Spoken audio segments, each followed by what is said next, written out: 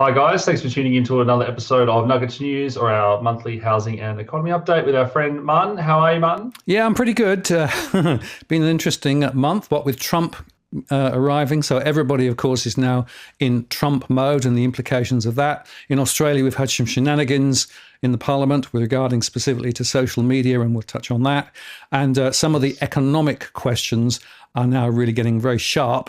Both, for example, the latest inflation, which came out overnight, which was higher than expected, particularly in the core. So that's not going to help interest rate cuts. And more broadly, of course, the question of what's really going on in the housing. So, there's so much to talk about, Alex. But of course, we should celebrate Bitcoin, which continues to move towards the 100K US. Yeah, well, Martin, I have had a bit of a long day, to be honest. But whenever I see some memes and some Bitcoin slides come through from you, it gets me up and about again. So let's dive into all these slides you got for us. So you've been talking, as we have, about the misinformation bill, and it did die, which was good news. Yeah, finally. I mean, this should never have got as far as it did, but it was interesting that ultimately Labor pulled it.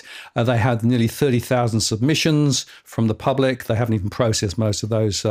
And so this is good news, of course, because the misdis was, massive control on who, as we discussed last time, who sets the truth. However, we should say it's not all over, because there's another bill which is currently just passed through the lower house relating specifically to the online safety amendment. This is you've got to be over 16 years of age to access certain types of social media. This passed the lower house, but again, I have major questions. Even things like the human rights people in Australia say this shouldn't be passed. Of course, Elon wasn't very happy about it either. But it's bipartite at the moment. So both major parliaments parties are still supporting this, despite the fact that nobody knows how it's going to work. And the trouble is, if it's linked to digital ID, then potentially what it does is a backdoor way of controlling a lot of stuff. So this is a bad bill. They had 15,000 submissions in the 24 hours that they left open for submissions. 15,000! That's an amazing record. And if I go to the next slide, my observation is, it doesn't matter which side of politics you actually think is right. They're both clowns on this. This is ridiculous. We need to really have a serious think about how our political party in Australia is working as one. And this social media stuff is driven by News Corp and Murdoch. They've been pushing on this for months and months and months. So the real agenda here is, one, digital control, and two, mainstream media trying to fight back. And, this is maybe their last hurrah. But just be clear, this is effectively both sides of politics following Murdoch and not thinking for themselves. It's a very bad look. Yeah, and in my Evil Elites videos I've been doing, I've been trying to get people to understand it's really important to know who owns the media and who owns the banks and the connections, follow the money and the politicians around the globe, not just in Australia. And we've been talking about for years that this is all part of the plan to take away our freedoms and roll out a central bank digital currency and digital ID. And they've done that under the guise of protecting children, but we now know it's going to be mandatory for all adults to use. And there was some news a couple of hours ago. I just saw that it did something else, did it progress through? I didn't have time to read it all. Yeah, it went through the lower house.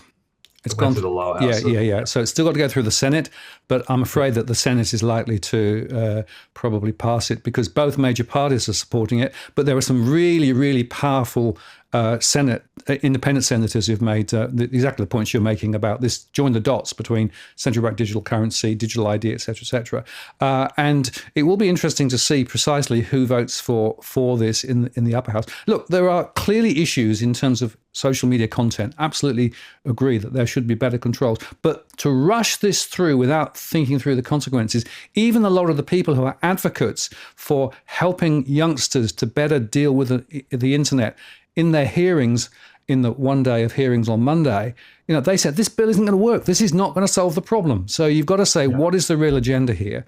And, I think there's something going on here which we should be quite concerned about. And at the end of the day, what's going to happen? People are going to get around this. If they're youngsters, they're going to be very, very able to go through VPNs or create overseas accounts. So that's not really going to work. And yet, if in fact digital ID is the a way of actually controlling access, that means everybody needs to prove their age. And, there's been a lot of issues about, well, how's that information going to be stored and kept, and is it going to be kept, and who? Well, once it's out there, it's concerning. So my view is this is absolutely a clown show, and it shouldn't be allowed to pass. And this is, for me, a classic example of politicians looking after not the interests of Australians. Yeah, and make sure you follow myself and Martin on Twitter, guys, and so you can see when these petitions come out and that type of thing. And we're getting those good numbers. But yeah, and I should just say, Alex, that kudos for a lot of people who follow UNE, that they actually put a lot of work in putting a lot of submissions in. It really does help. So whilst people may think this is a bit of a waste of time, no, it's not. Every submission that goes in is a count. And we had wins on the cash ban. We've had wins on the regional banking inquiry. We've had wins on the mis and disinformation. We just got to keep pushing because we've got to keep them honest. Yeah, and we had a win. I spoke at the West Tamar Council COVID inquiry the other day, along with several doctors, surgeons, specialists, and so on. And we had a win there, and there's been several local councils since. So it looks like at the grassroots level, we're beginning that push for that inquiry as well, which is really great. Great. Cool. All right, moving on. So living standards. Yeah, so let's just talk about some economics now, which of course is what this show is really about. So, it's interesting now that finally people are realizing just how bad the living standards have become in Australia. As this particular article says, living standards have come to a shuddering halt. Households hit harder than in past recessions. This is, very important. I've been talking about this for a long time, of course, on this show. And finally, it's now being reported in the mainstream. There are a lot of people doing it really tough, going backwards in real terms. This is the worst it's been for a long, long time. And comparing it with the US, for example, our living standards have dropped through the floor. This is bad politics. This is bad policy. This is 20 to 30 years of stupidity that's now coming home to roost. And unfortunately, a lot of ordinary people are now being caught in the crossfire. Yeah, I might have a bit of a rant when we get through some more Australian slides, Martin, but I'll let you keep going for now with disposable income. Yeah, and just before we do that, I will just say, again, the monthly inflation data, which came out overnight, the core was at 3.5%. The top line number was the same as last month. So there's no positive news, and there's probably some negative news. Remember, the RBA is looking at the numbers X the handouts for electricity. Rents were very high again, and that takes us directly to the next slide, which is the disposable income slide. So in real terms, just to be clear, we're going backwards in real disposable income per capita. And the other little cartoon here I thought was pretty amazing. Immigration going up, rents and house prices going up. Could there possibly be a connection? Yes. Yeah, I love your memes, Martin, and people are starting to join those dots, which is great.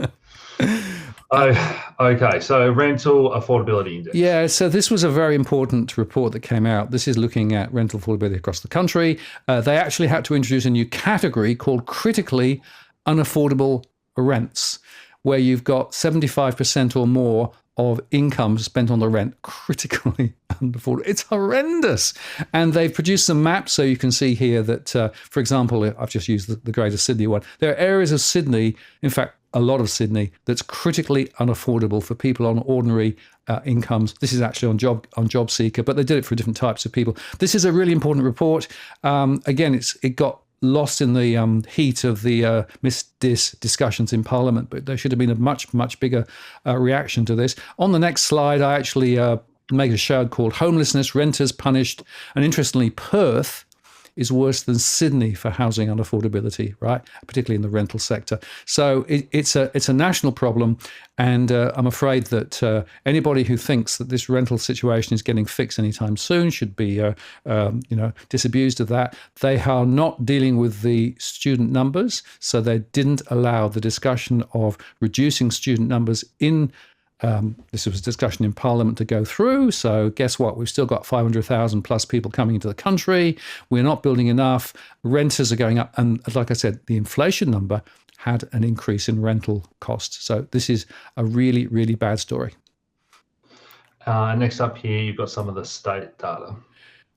Yeah. So the two things here. Firstly, the distress housing sales are rising, according to the RBA. So this is people who are owning their properties, which is a very important piece of research. This is the RBA and now basically saying it. Borrowers who are experiencing persistent difficulties servicing their mortgages and with no further options to adjust their finances may decide to sell their homes. One of the reasons why listings are rising. On the next slide, this was a piece of work that showed that essential workers, and it's interesting how they've now defined essential workers as a new category. They can't afford to live in Sydney, and join the dots.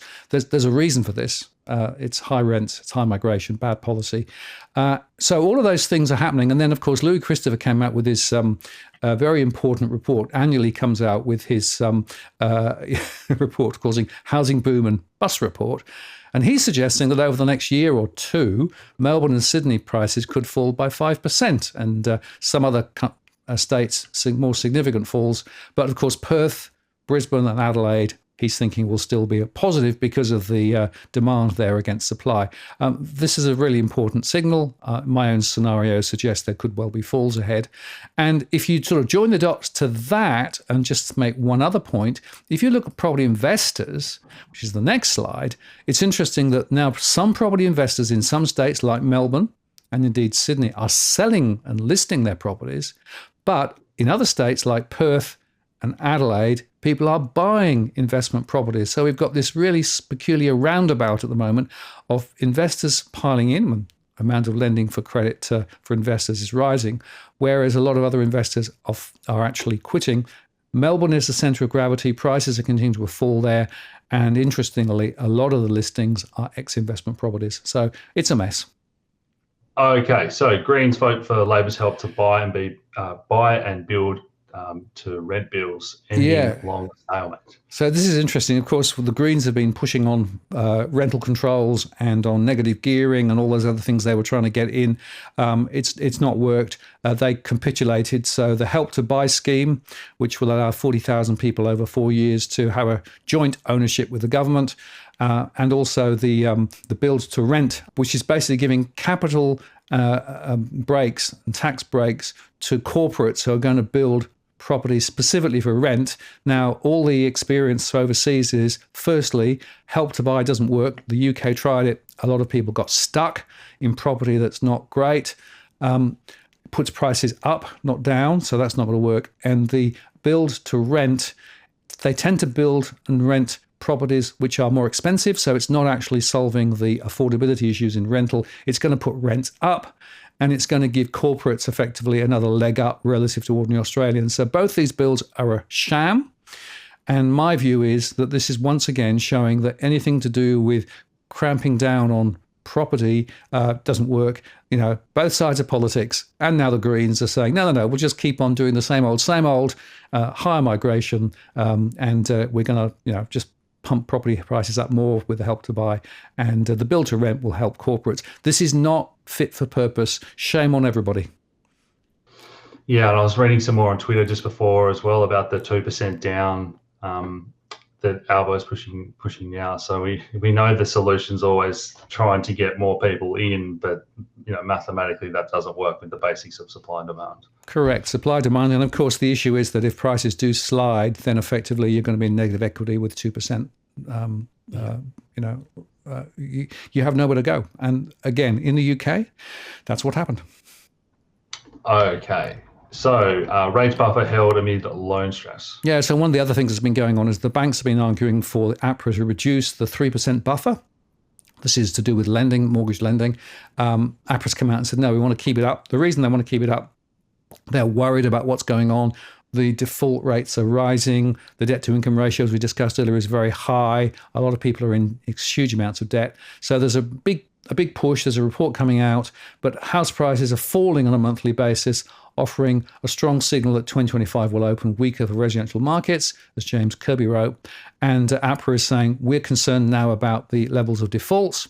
And of course, with those inflation numbers that came out, the next slide, we should be preparing for a higher rate plateau. because that basically means that we're not going to see rate cuts. Remember, CBA was saying November. Well, they now kicked it out to February. Most of the banks are now saying at least May, some further even out. Now, that was before Trump. And then when Trump came out, basically with the tariffs and with the immediate signs that he is going to follow through on that, what we've seen is international rates rise. We've seen rates in Australia rise, as we'll come on to in a few moments. That is going to put more upward pressure on interest rates in Australia. That's going to make it very, very hard for the RBA to cut. Inflation is still very strong. And so I believe that households need to prepare for those higher rates to stay with us, certainly through most of 2025. And maybe we'll see things ease down in 2026. But if you go to the next slide, you'll see there that now even people like Matt Common from the CBA has said that the truth is that Donald Trump's proposed tariffs on all imports into the United States will fuel global inflation and lead to higher interest rates for longer. And he also capitulated and said that some households were under financial pressure. So this is now getting very, very difficult for a lot of households. Everyone was holding out for rate cuts. They're not coming. Trump is going to continue to push rates higher. The US debt will go up. The tariffs will push inflation up. That's going to flow through. And that's why yesterday we had a wobble on the stock markets. But actually today they've come back, and we'll see in a second, they're actually quite strong again. So we are in, unfortunately, very difficult territory for a lot of people now. Yeah, a new public demand to reach 28% of GDP. Well, this is the other point. So if you look at it, what is growing? The only thing that's growing is government investment in the economy. So the only reason we've got a positive number is because governments are throwing more and more money, both state and federal. That, of course, is taxpayer money. So effectively, we're hitting a new high here. Remember, of course, that costs. And with high interest rates, that means that more and more of government money has to service the debt. And that, of course, creates, more pressures. This is not a productive economy. This is effectively going down the toilet thanks to bad government policy. And whilst you can sort of support the economy in the short term, electricity subsidies and what have you, at the end of the day, we're not tackling the structural issues that we should be tackling to lay the foundations for economic growth and productivity in the future. And that means that at the end of the day, we end up with just higher debt everywhere. Yeah, and none of this is good for the Aussie dollar, obviously. And I see the term Pacific peso being thrown around a lot on Twitter now. And again, connecting this all back to, guys, if you believe in what I've been trying to explain to people about the banks, and they're literally just trying to, they don't care. They're trying to in-debt governments and individuals because they can then take ownership of those assets. And I've been talking about how Australia is such a test bed for a lot of these World Economic Forum and Agenda 2030 policies. And we've seen it through lockdowns. We now see it with the misinformation, digital ID. And now it looks like in terms of the economic and the currency and interest rates, we've done the worst job. And Australians are falling behind the most. So it's all becoming very clear, this picture. Do you agree with most of that, Martin? Or? Oh, absolutely, yes. I've called out 30 years of bad policy in Australia. We are being led by the nose. And I agree that some of these non-elected global entities like the World Economic Forum, they have very clear plans about, rolling out digital and, you won't own anything, but you'll be happy. All of those things. I mean, those are not just memes. They're actually real issues, real policies. Central bank digital currency, rolling out internationally connected central bank digital currency, using social scores, all of those things are in their cookbook. And unfortunately, our politicians are not smart enough to see what's going on. They're playing politics with this locally. They're chasing the voice and the miss and diss, massive amounts of focus on things that really shouldn't have been there. And we're missing the main game, which is to actually think about laying the foundation for a stronger economic basis in Australia and to other countries too. I'm afraid that both sides of politics are equally to blame here. And, people, I think, need to understand that the government hasn't got your back. Yes. Okay. So we've had, things really been on a tear with after Trump got elected. Yeah. So this is the ASX 200, which hit new highs on Monday, dropped a little bit yesterday because of the tariffs and then announcements and then rose again today, close to all-time highs. Interestingly, the banks, of course, there was Christopher Joy made a point that our banks are setting unwanted records, and that's because the CBA is massively overvalued. You can't justify the CBA valuation on any fundamentals at all, and so that's another issue. The banks are doing great. They're actually continuing to grow their books. They're lending more and more. They are managing to cover up the bad debts, particularly for the household sector, through their various hardship schemes and other things. The truth, though, is that the economy is not doing well. And in fact, if you look at it another way, we are more narrowly based now than we've ever been. So, we're down in the sort of the Uganda, down in the hundreds. Economic diversity. The economic, whereas Japan's number one, and, the US and the UK is quite a lot higher. So, and even New Zealand's higher than Australia. So the bottom line is that our economy is getting squeezed and squeezed and squeezed more narrowly. And yet the stock market is saying, hey, everything's fine, guys. Nothing to see here. Yeah, I think it's a leverage play. And the banks have just got so big that if they ever were to fail, it's like in the US, it's kind of they're going to get a bailout. And so now they're pushing, 2% down. It means more speculation, more loaning, more leverage into this bubble. Yeah, absolutely. Well, they are only interested in, their own goals, helping people, sure, but actually only when it suits their agenda, and they just want to keep lending more. And of course, I've argued for some time, Alex, that the problem with the banks have become effectively like the black hole. Everything is being sucked into this. Housing, of course, is one of our two big economic drivers, the other one being resources. Remember, of course, that resources, potentially with trade exposure to China, could be impacted directly or indirectly by the Trump's tariff imposed on China. Tariff, of course, was announced for China, Canada, and Mexico in a tweet from Trump just yesterday. Yeah. And yet, if you look at the SPA 500, for example, you can see there that they're still, barreling higher, massively overpriced stocks. And I actually said in a post over the weekend, markets reach for the stars again, even as the ground shifts underfoot. Because the truth of the matter is that things are not as well as stock markets would actually indicate. And I would argue, Alex, that the reason Trump got back was predominantly because many households in the US are feeling really, really under pressure financially. And he was able to say, are you feeling better now than you did 4 years ago? And they said no. And so it's the economy, stupid, was actually the main hook as to why he got back.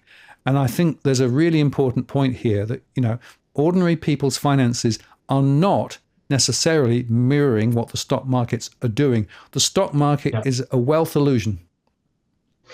Yeah, I'd say there's probably a few other things that I'd say are the main reasons Trump got back in as well. But I might talk to you more about that after the show, Martin, and see if you're across some of these rabbit holes I've been down lately. But moving on, so United States 2-year bonds. Yeah, so, like I said, price of money in the US has gone up. Look at the 2-year, it went significantly higher. In the middle of October, it was 3.6, now it's 4.2.